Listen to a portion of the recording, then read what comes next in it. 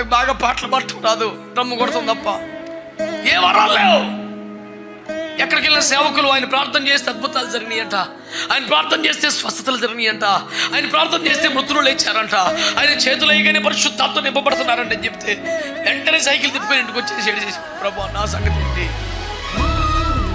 ఎందుకు కొరగానో అయిపోయాను, నన్ను ఎందుకు పిలిచావు, వదిలేయి నన్ను. ఏదో ఒక పాస్టర్ గారి దగ్గర నమ్మకంగా పరిచయం చేసుకుంటే విశ్వాసం ఉంటాడు, రమ్ము కొట్టుకుంటా, నేను సేవ చేయలేను, నా వల్ల కాదు, నాకు పనికి రాను. దావీదు 8వ నెంబర్ కదా, నాది 80వ నెంబర్ అనుకునేవాడిని, అంత ఏడిచేవాడిని.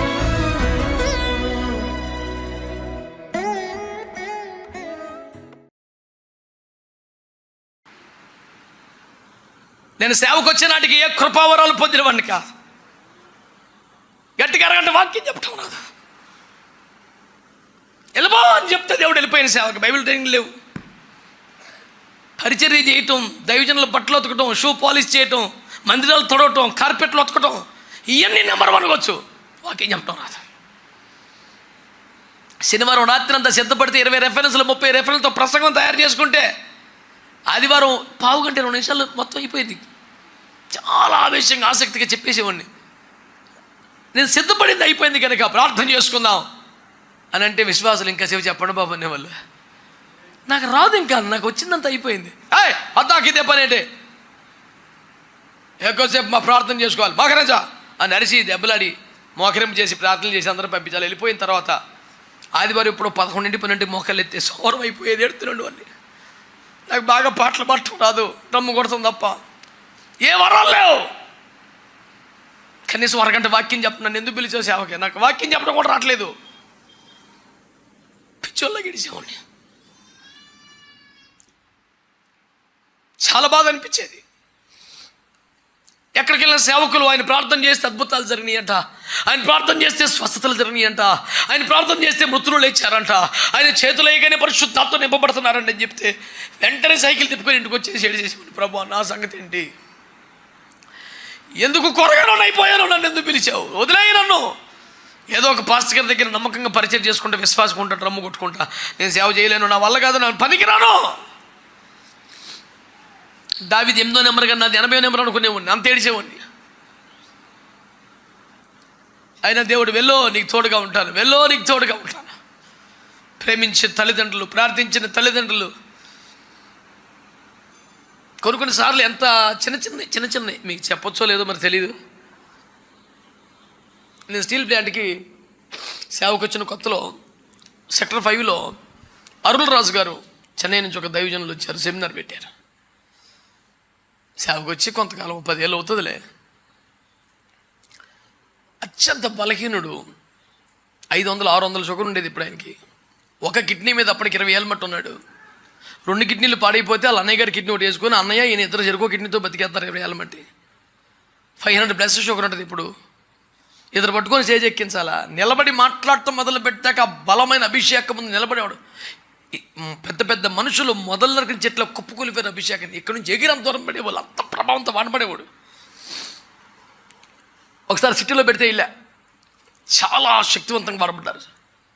టౌన్షిప్లో పెట్టారు, వెళ్తే వెళ్ళా చాలా మంచిగా వాడబడ్డారు.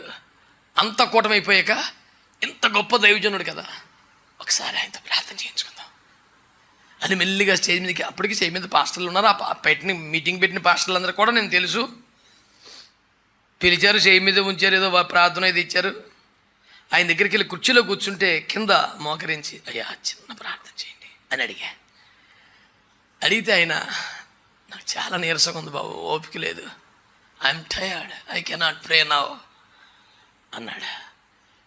నేను ఇంకా బ్రతిమాలుతున్నా, ఒకసారి ఇట్లానే వెళ్ళిపోతానని. ఆ నిర్వాహకులు వచ్చి, బాబా ఇబ్బంది పడకలేగా అని నా రెక్కబట్టుకొని లాగేశారు.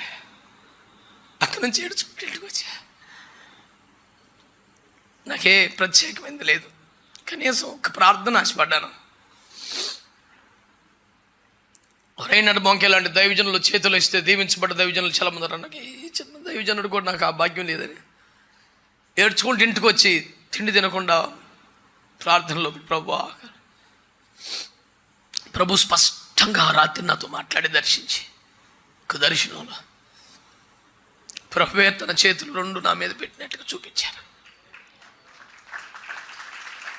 ఆ దర్శనం చూసినప్పుడు నాకు అనిపించింది, సరే నేను ఒక దైవజనుడు చేయి వేయలేదని బాధపడుతున్నాను, నేనే నా చేతులు వేశాను కదా. ఒక ఓదార్పు వచ్చింది, ఒక ధైర్యం వచ్చింది. సర్లే ప్రభా, నువ్వే చేతులేసి ఇంక నాకు కరువేంటి, చాలయ్యా. ఇప్పుడు కదా నెంబర్ 1 పొజిషన్కి వచ్చానని చెప్పట్లేదు నేను. ఎప్పుడు ఒక కొరత, దుఃఖం, దిగులు ఉండేది. అలాంటి నన్ను, గట్టిగా 100 మంది సంఘం లేని నన్ను దేవుడు కృపలో మెల్లిగా తీసుకెళ్ళటం ప్రారంభించాడు. ఈరోజు IFJ విజ్ఞాపనోద్యమంలో నాతో కలిసి మోకరించే దైవజనులు కనీసం 3500 మంది సేవకులు ప్రభు నా చేతికి అప్పగించాడు. ఒక మంచి దైవజనుడు ఎవరైనా ఎత్తిమి చేయబడితే బాగుండు అనే ఆశలో నుంచి ఈ పనికి మళ్ళీ జీవితం ఈ చేతులు. కనీసం ఒక 2000 మంది పాస్టర్స్ని ఆర్డినేషన్ చేశాను ఈ రోజుకి నేను. ఎవరు చెయ్యను నా మీద పడితే బాగుండనే స్థితి. నేను చేతులుంచి అభిషేకించిన సేవకులే కనీసం 2000 మంది అయ్యారు. ఎవరైనా నా మీద చేయబెడితే బాగుండని కోరుకున్న బతుకు కనీసం 17,000 బాప్టిజమాలు ఇచ్చిన ఈ చేతిలో. పనికి మాలోడా అని పిలిపించుకున్న స్థితి. ఎన్ని దేశాలు, ఎన్ని రాష్ట్రాలు, ఎన్ని లక్షల జనం.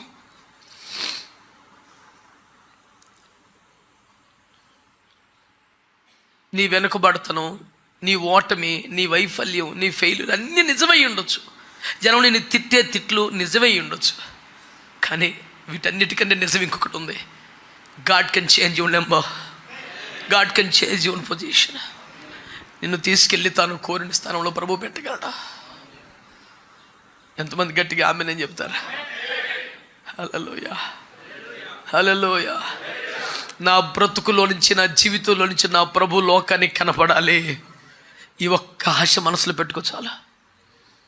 ఈ ఒక్క ఆశ మనసులో పెట్టుకో చాలు. ఇప్పటికే జీవితం చాలా ఖర్చు అయిపోయింది, చాలా వేస్ట్ అయిపోయింది. భార్య కోసం బతికావు, భర్త కోసం బతికావు, బిడ్డల కోసం బ్రతికావు, నీకున్న బాధ్యతల కోసం బ్రతికావు. దేవుని కోసం ఎప్పుడు బ్రతుకుతావు? నీ మరణం నీకు తెలుసా? ప్రభు రాకడ నీకు తెలుసా? నా కుమారుడా, నా బిడ్డ, నా కొరకు ఏం చేసావని రేపొద్దున ప్రభు అడిగితే, చర్చికి వెళ్ళాను ప్రభు, దశంభాగం ఇచ్చాను ప్రభు అని చెప్తావా? ఇంతేనా నీ సాక్ష్యం? నా కొరకు ఏం చేసావు కొడుకా అంటే నీ దగ్గర సాక్ష్యం ఏది నాన్న?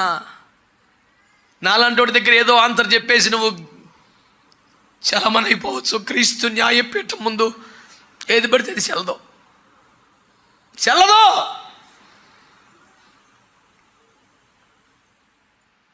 హృదయ రహస్యములు బయలుపడు ఆ భయంకరమైన దినమున వాని క్రియలకు తగిన చేతం ప్రభు పోతున్నాడు. ప్రతి వానికి తగిన మెప్పు దేవుని వలన కలగబోతుంది.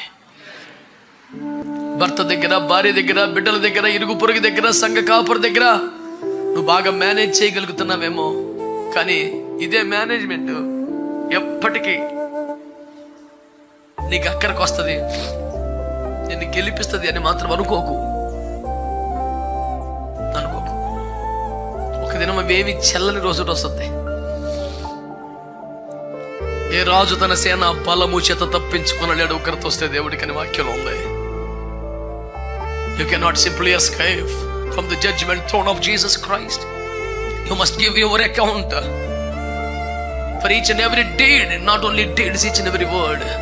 ప్రతి మాటకు లెక్క చెప్పాలంట. ఆ రోజు అలా ఎందుకన్నామంటే గబుక్కున అనేసారు బాబు, చాలా మాట గబుక్కున అంటామేంటి? నిన్ను కొనుక్కున్నాను నేను, నన్ను గబుక్కున మాట్లాడితే అంత కుదురుద్ది. పెద్ద రెక్కల మీద మోసినట్టు మోసుకొచ్చా నిన్ను. మీరు నాకు స్వకీయ సంపాద్యంగా, నాకు స్వాస్థ్యంగా మీరు ఉండాలన్నాడు ఆయన. ఏదో ఒక మాట చెల్లుబాటు అవ్వదో. ఈ రోజున దేవుని వాక్యం నీతో నాతో మాట్లాడుతున్న సంగతిని నువ్వు సీరియస్గా తీసుకోవాలి.